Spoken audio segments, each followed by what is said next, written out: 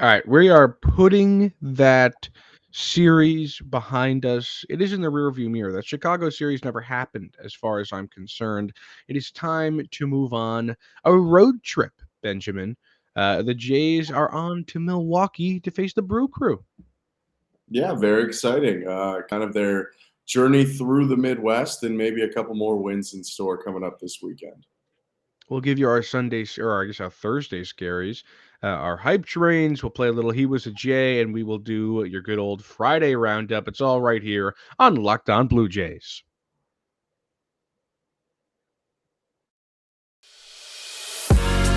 You are Locked On Blue Jays, your daily Toronto Blue Jays podcast. Part of the Locked On Podcast Network, your team every day. Matt Bonaparte and Ben Shulman with you on Locked On Blue Jays. We thank you for making Locked On Blue Jays your first listen every day. We are free and available wherever you get your podcast. And this episode is brought to you by Blue Nile. Go ahead and get yourself some jewelry with Blue Nile.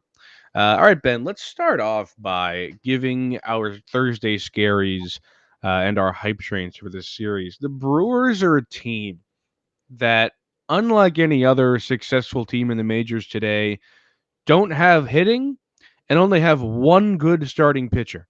What is going on in the NL Central? What is happening? To be fair, the Brewers lost their first place spot, like rightfully so. Good for the Okay, Cardinals. but they're still good.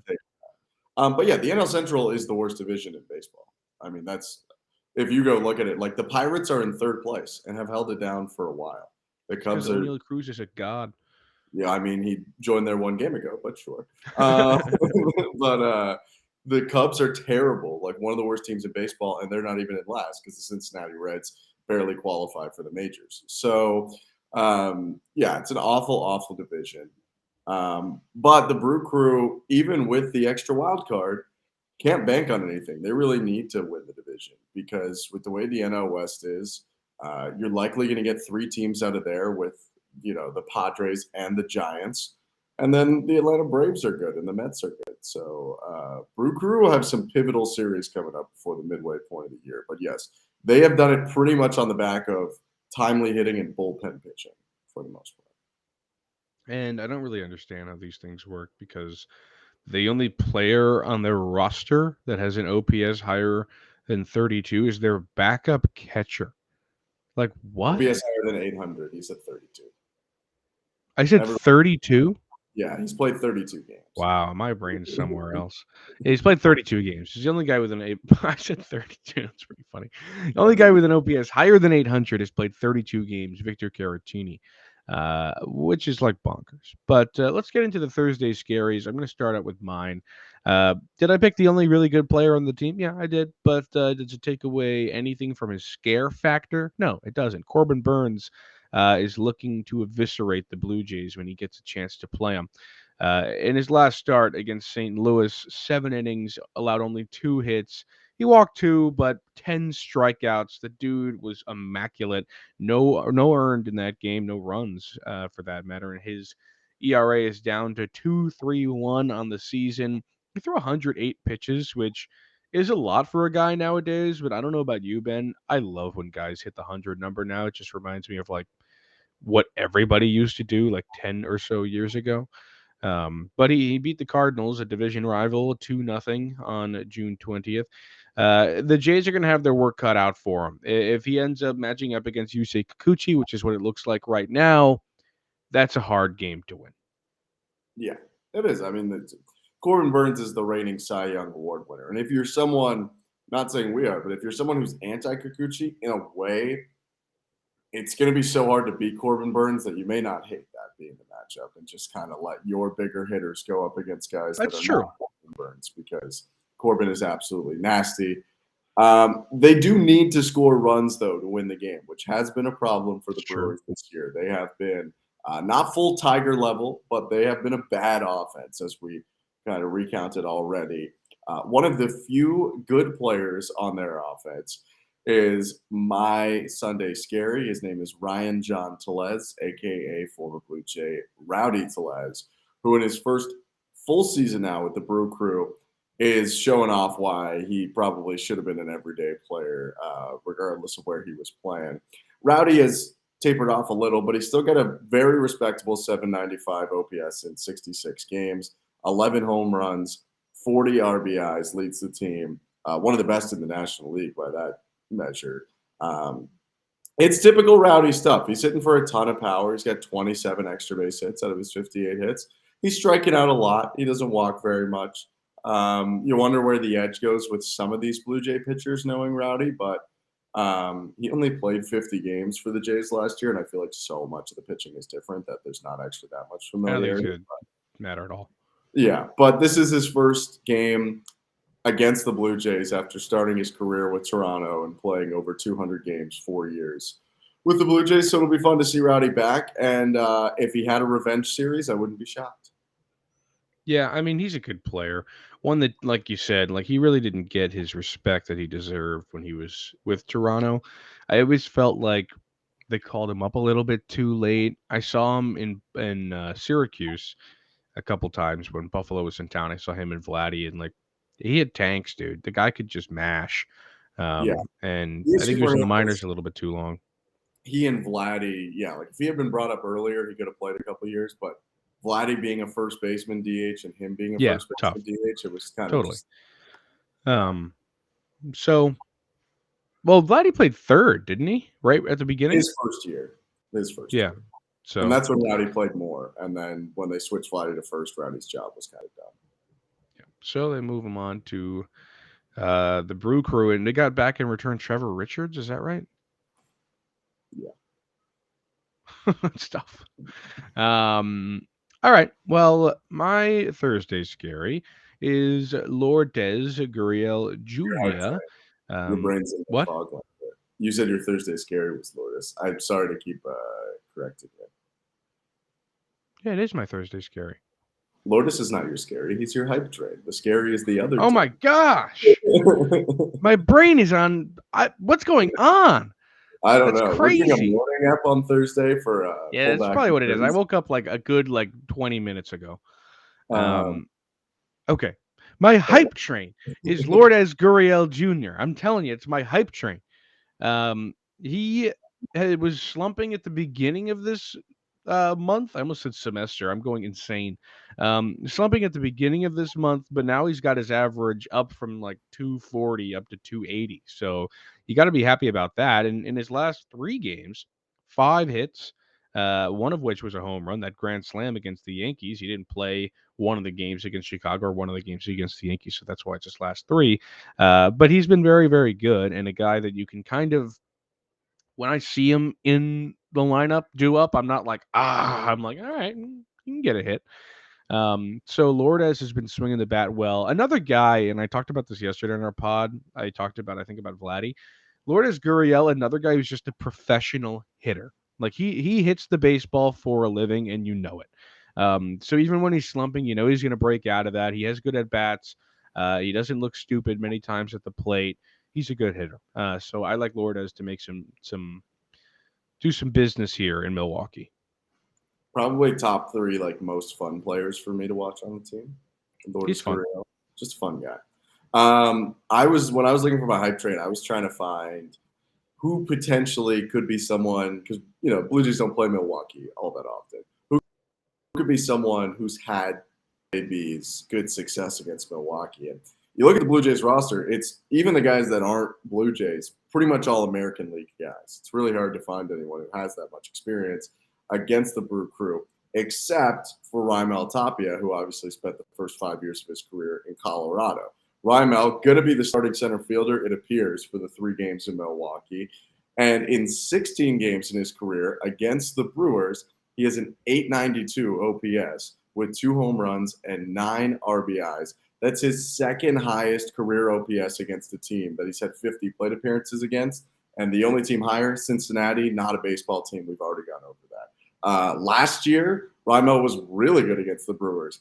6 starts against them, hits in every single one, 3 multi-hit games. So I feel like the comfortability playing the Brew Crew again, some of those were in Milwaukee, where he's going, obviously, this weekend. I could see Rymel being like, "Hey guys, I'll show you how the National League works," and slap some hits around and remind the Brew Crew who Noodles is. Here's the thing about Rymel. Whether he is or he isn't, he definitely thinks he's the coolest player on the team. Uh, and I respect that from him. When I saw him in Detroit, like, you definitely get the vibe with, like, he thinks he's the coolest guy on the planet Earth, which is, like, cool with me. Because I think he's cool too. So, yeah, I hope Rymel, he kind of goes like, hey guys, this is the National League. I used to play here. And he just mashes. All right. Let's get a couple breaks from our sponsors here. First of which is Blue Nile. Whether you're ready to pop the question or you're celebrating a milestone moment, find jewelry as unique as your partner with the modern convenience of online shopping at BlueNile.com. Blue Nile has simple online tools that let you choose the diamond shape, size, and clarity, as well as setting style. Blue Nile's bench jewelers will then handcraft their perfect engagement ring. Each ring is one of a kind. You're looking for fine jewelry, but having trouble choosing. Blue Nile has jewelry experts on hand 24/7. Some people say 25/8. Available via phone or chat to help you find a memorable gift at every budget. Make your moments sparkle with jewelry from BlueNile.com. And Locked On Sports listeners get $50 off purchases of $500 or more. This podcast exclusive includes engagement. Use code Locked On. That's code Locked On. Plus, every order is insured, ships free, and arrives in discreet packaging that won't give away what's inside. Shop stress-free and find your forever piece. Go to BlueNile.com today. And we have one more. BetOnline.net is your number one source for all your betting needs and sports info. Find all the latest sports developments, league reviews, and news, including this year's NHL Stanley Cup Finals and Major League Baseball. BetOnline is your continued source for all your sporting wagering information, including live betting, esports, and scores. And betonline.net remains the best spot for all of your sports scores, podcast, and news this season. BetOnline.net is the fastest and easiest way to check in on all your favorite sports and events, including MMA, boxing, and golf. Head to the website today or use your mobile device to learn more about the trends in action. BetOnline, where the game starts. He was a Blue Jay time on Locked On Blue Jays, your Friday episode with Matt Bonaparte. I'm Ben Shulman. If you have not seen He Was a Blue Jay before, it's the game where we pick a Blue Jay who you wouldn't necessarily remember was a Blue Jay, and we give 5 different hints about his career. Bones has 3 guesses or 30 seconds in between each to try and figure out who the Blue Jay was. The last guy was Jaime Garcia. Bones got him in 3 hints, I think, actually. I said Nico. Was it 2? Yeah, it was 2. So you didn't get the hint that the card. Yeah, you're right. It was 2. So it's your 3rd career Necro. Congrats. You did it on Necro. You did it on someone else. I'm trying to look. I'm trying to see. You're 21-5, by the way. Your other Necro, I think, was Canseco. No, you got Canseco on the 3rd one. I don't know, but it was your 3rd Necro. I remember you having another one. I did have another one. Which one? We're going back to a season 2 guy for this one. Okay. Those are hard. Season 2 is a tough season.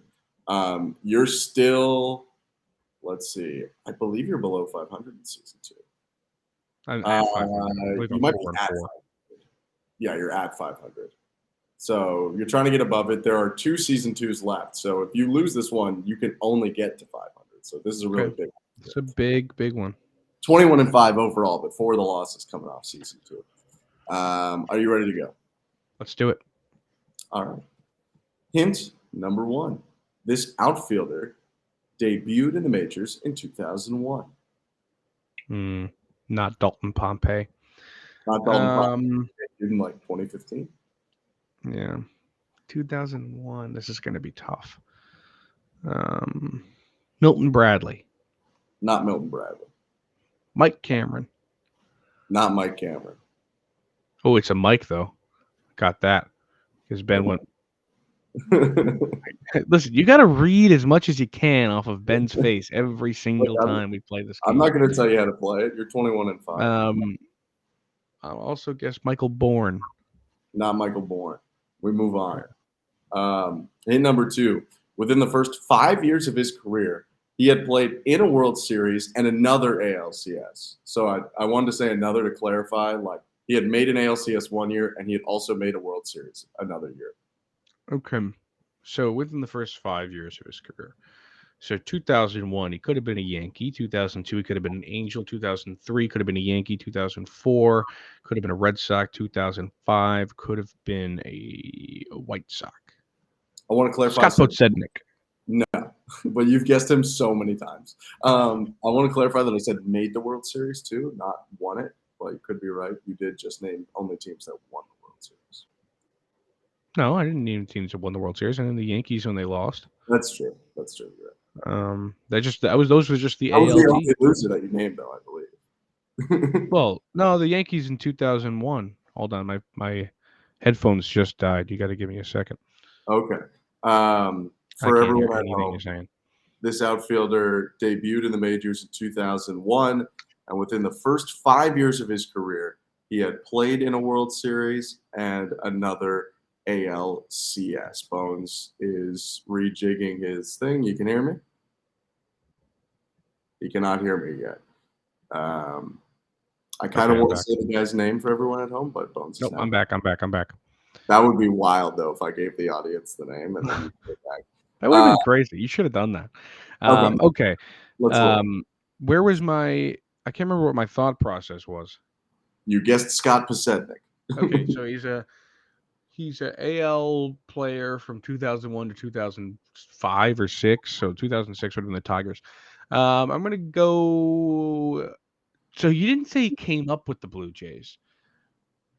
Maglio Ordonez? No. This is tough. One more guess in me. Shane Spencer. No, he came up in 98. Whatever. Incorrect. Hint 3. This guy was primarily an Angel. Okay. Garrett Anderson? No. Who was in that outfield? Wasn't it Garrett Anderson and like 2 other guys? I don't know. Like Troy Gloss? Not Troy Gloss. He was a Blue Jay, and that would be a good candidate for one because he only played 1 year with the Blue Jays and raked, but not Troy Gloss. That was an awesome Tim Salmon? Not Tim Salmon. We move on. This guy, hint 4, this guy played for every team Vernon Wells played for. He's a Yankee. Now, when was he a Yankee, though? That's the question. I don't know. This is tough. If you'd like me to run through the hints again, I can. No, I don't need them. Came up in 2001.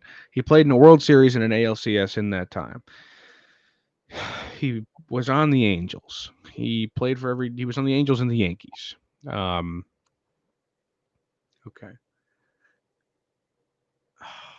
Thinks he's an outfielder. I hope I know who it is.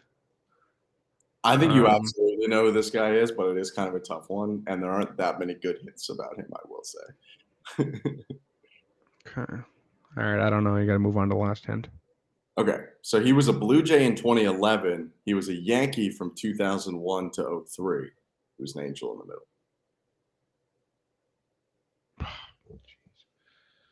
middle. God, 2011. Like, he's so old at that point, too. Yeah, you definitely would remember him more from his Angel days than his Blue Jay days. I can let you know. Wait, that means he's a 2009 Angel. He was a 2009 Angel. I can name that team like the back of my hand. Well, you only get 3 guesses. Well, let me just think through the team out loud. This is not my guesses. Okay, so they have Kendrys Morales, they have Howie Kendrick, they have Eric Ibar, and they have Sean Figgins in the infield. The outfield was Vlad. I feel like Torrey Hunter was there. And maybe he wasn't. Oh, who played left field for the freaking Angels that year? Oh, this is going to piss me off. No, it's like the one guy I can't remember from that team. Oh, 2009, this guy had a good year, too. I know who it is in my head. I can't put my... He was the starting left fielder, and I mean, that was a good hitting team. I'll give him credit, but he was like one of the better hitters on that team. He had a higher OPS than Vladimir Guerrero did that year. God, no, I can't not get this. So you definitely do know this guy. I'm glad you know the 2009 Angels. Yeah, because Yankees beat him in the ALCS that year. Yeah. So I know them like the back of my hand. He played in that gosh. Series. This is gonna really, really make me upset. Could I buy like a letter here? I'll offer something. Here, I'll give you one hint. I'll give you an outfielder. Maybe this will spark it. There was one outfielder that started because Vlad Guerrero was their DH. So in center, you're right. It was Torrey Hunter. In right field, it was Bobby Abreu. This guy was in left field. Oh, it was Bobby Abreu. That's right. I would have guessed Bobby Abreu. I mean, Vlad had like a couple starts in right, but he was the DH because he was pretty old at that point.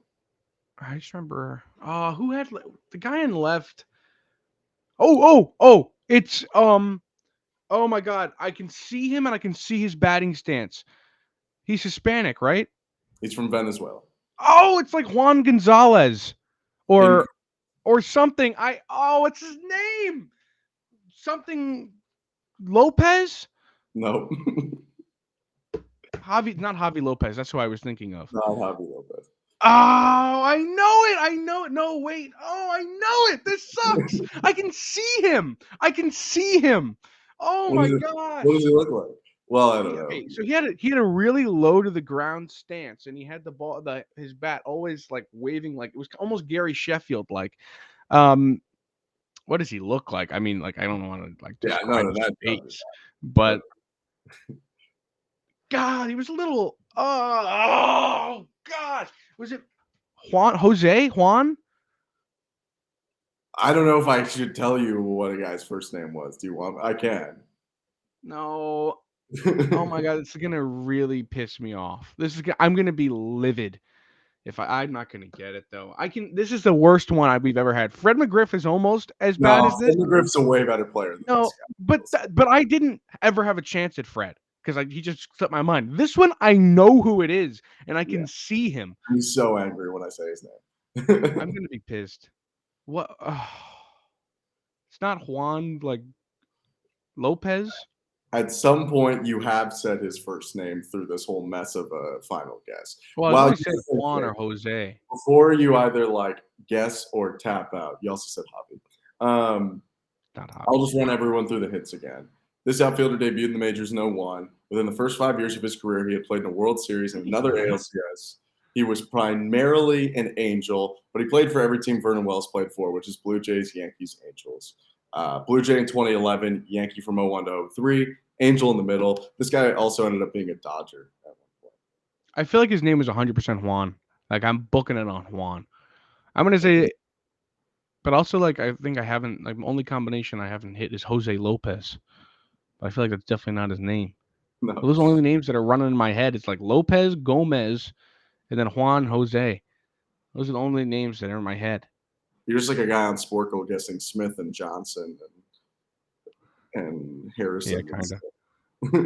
I'm gonna say I don't know his name. Is it Juan Gomez? It is not Juan Gomez. Would you like to tap out? Yeah. What is it? It's Juan Rivera.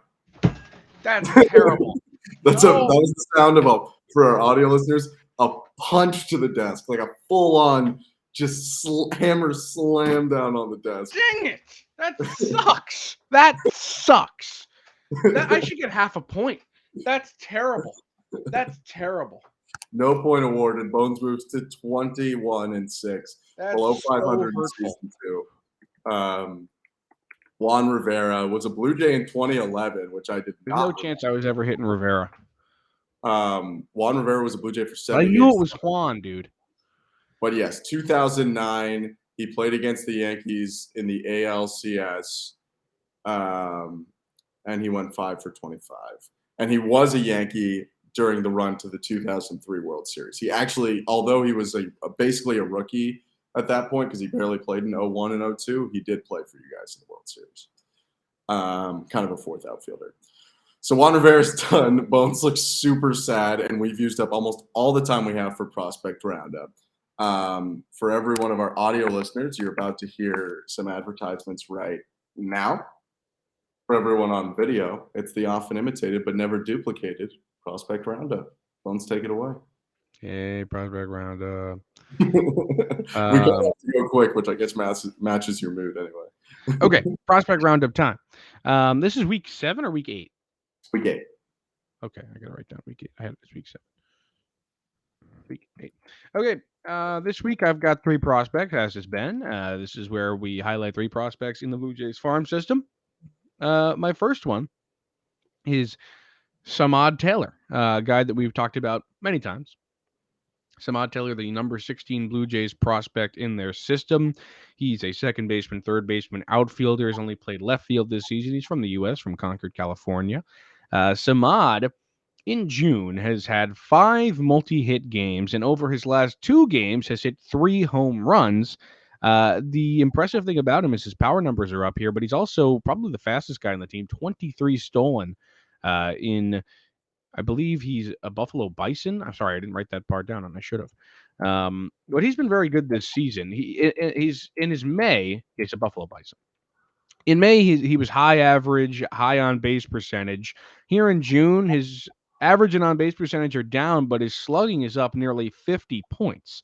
So I'm happy with Samad Taylor. Obviously, he's not MLB ready or close to it, but he's feeling everything out, and he's able to be both a high average guy and a high power guy. He just can't put them together yet. So Samad Taylor, the first one I highlight today.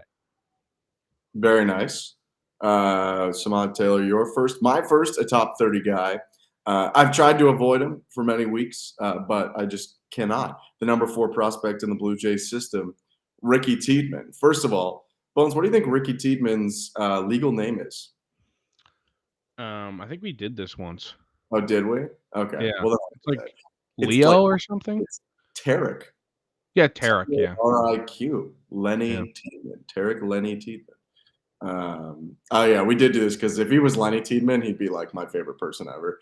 I've tried to avoid him, but he's pitching so well. Like we have to keep bringing him up. So Ricky's made 5 starts now since being bumped up to high A, and mid-season is when a lot of guys get moved up again or moved up for the first time. I think he needs to get moved up again. Ricky in 5 starts has an 0.38 ERA. He's allowed 1 earned run in 23 2/3 innings at the high A level. He's working on a 13 1/3 innings pitch scoreless streak right now, and that was an unearned run off an error committed by one of his infielders.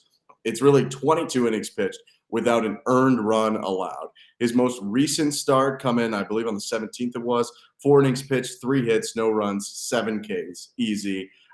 His strikeout to walk ratio is 35-5 in his near 24 innings at high A.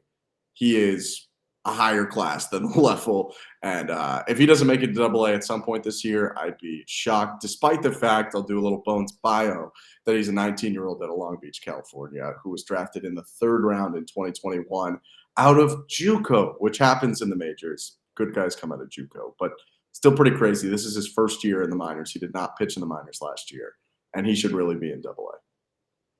Yeah, he should be. Absolutely. I mean, this guy is outgrown single A more than anybody else has, maybe ever. I'm on to Hayden Junger now, another pitcher. He's a U.S.-born number 26 prospect in the Jays system. Over his last 6 appearances, 5 of which are starts, he's only allowed 4 earned runs, and in 17 innings pitched has 19 strikeouts. Batting average against is 138, and in the opposing OPS is 541. Also in that time, only 8 hits allowed. The sad part is he doesn't have a win yet this season, but head up, King. It doesn't matter. It's a stupid stat. Hayden Junger, a guy that I think is flying under the radar a little bit. He's given up a little bit runs early in the season, 15 appearances, a 3.61 ERA. Nothing terrible, but I don't think he's 21. He's got some time to improve here.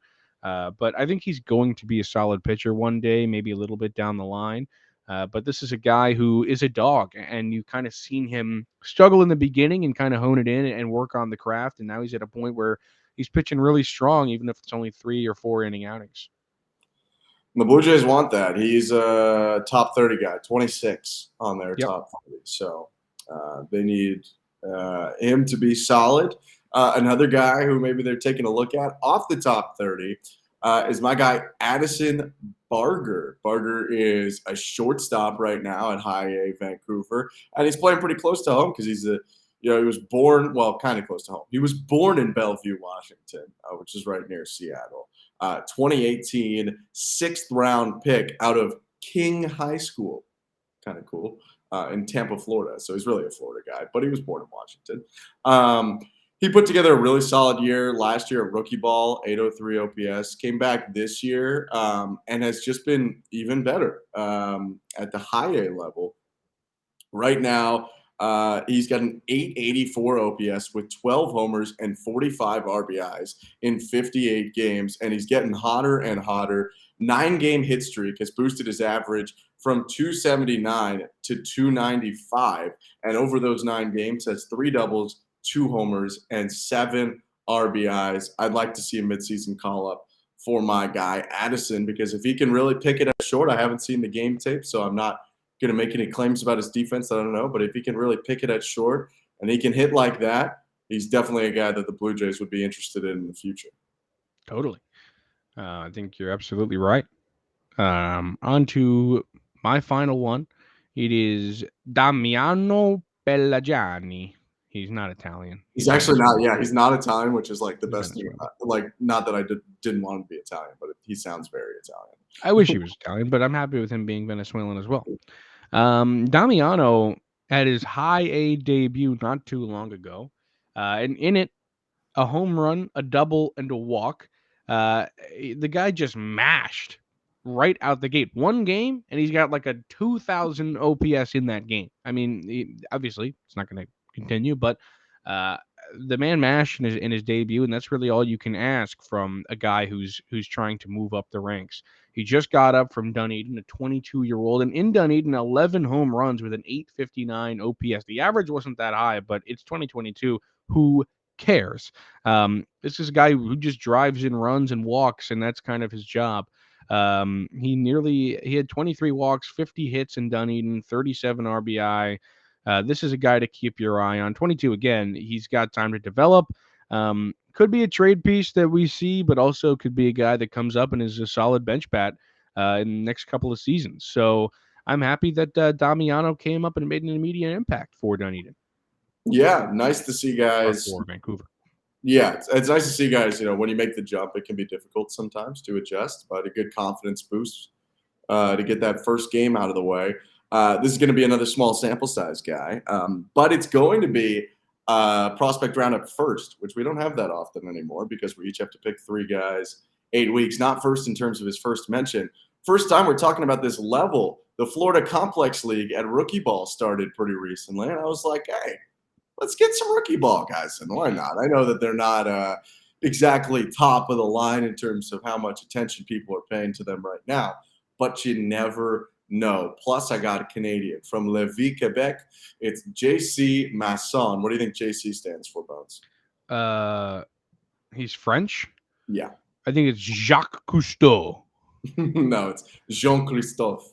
I was so close. You were pretty close. Well, Cousteau, not really. But yeah, I wasn't close. Jean-Christophe Masson, who is an outfielder, throws right, hits left, 6'3", 193, 19-year-old out of Cardinal Roy Secondary School. I'm going to guess Cardinal Wa.